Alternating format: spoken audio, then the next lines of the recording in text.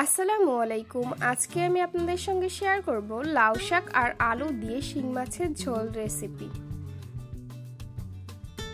রেসিপিটি তৈরি করার জন্য এখানে আমি নিয়ে নিয়েছি লাউ শাক। এগুলোকে আমি কেটে নিয়েছি।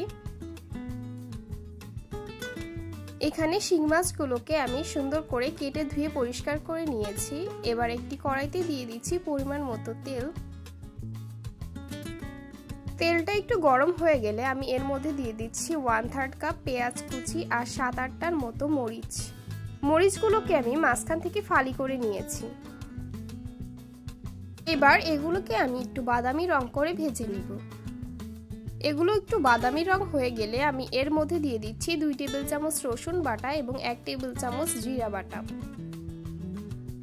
এগুলোকে আমি নেড়ে চেড়ে পেঁয়াজের সঙ্গে মিশিয়ে নিব।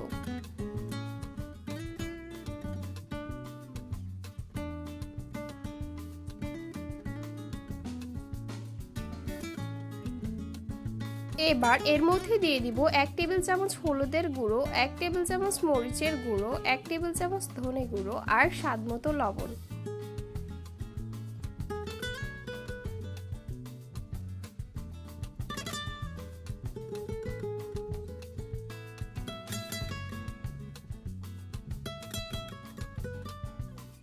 এবার এর মধ্যে সামান্য পরিমাণ পানি দিয়ে মশলাগুলোকে ভালোভাবে কষিয়ে নিব।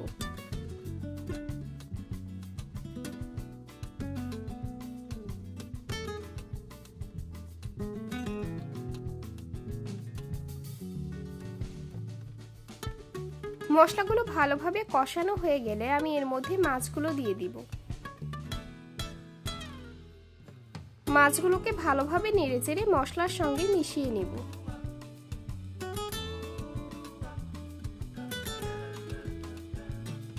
এবার সামান্য পরিমাণ পানি দিয়ে আমি মাছগুলোকে একটু কষিয়ে নেব।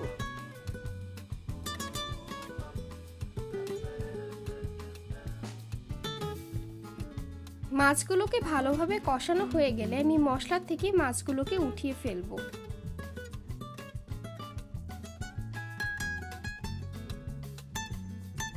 এখানে আমি 2টি আলু কেটে নিয়েছি। এবার মশলাগুলোর মধ্যে আলুগুলো দিয়ে দিব। আলুগুলো ভালোভাবে নেড়েচেড়ে মশলার সঙ্গে মিশিয়ে নিব।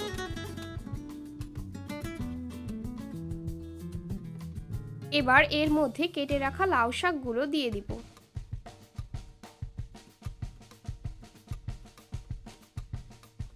শাকগুলোকেও ভালোভাবে নেড়েচেড়ে মশলার সঙ্গে মিশিয়ে নিব।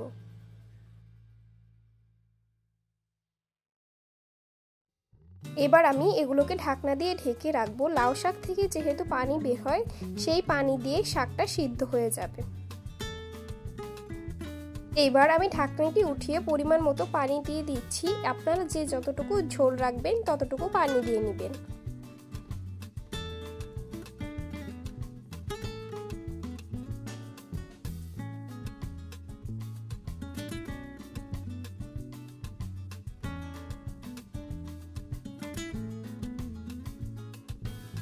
তরকারিতে একটু বলক চলে আসলে আমি এর মধ্যে উঠিয়ে রাখা মাছগুলো দিয়ে দিব।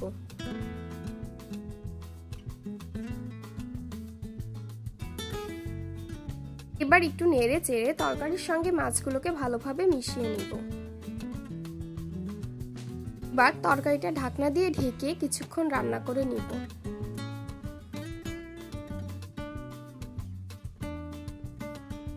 এখানে আমি 10 মিনিটের মতো তরকারিটাকে রান্না করে নিচ্ছি। লাস্টে আমি দিয়ে দিচ্ছি জিরার গুঁড়া দিয়ে নামিয়ে নিলেই রেডি আজকের এই রেসিপিটি। আশা করি আজকের আমার এই রেসিপিটি আপনাদের কাছে ভালো লেগেছে। লাউ শাক দিয়ে যে কোনো মাছ এভাবে রান্না করলে খুবই সুস্বাদু হয়। আজকের রেসিপিটি ভালো লেগে থাকলে অবশ্যই লাইক কমেন্ট করতে ভুলবেন না। আর যারা আমার পেজে নতুন তারা পেজটিকে ফলো দিয়ে রাখবেন। যারা আমার চ্যানেলে নতুন চ্যানেলটিকে সাবস্ক্রাইব করে পাশে থাকবেন। আজকের মতো এখানেই বিদায় নিচ্ছি। আল্লাহ হাফেজ।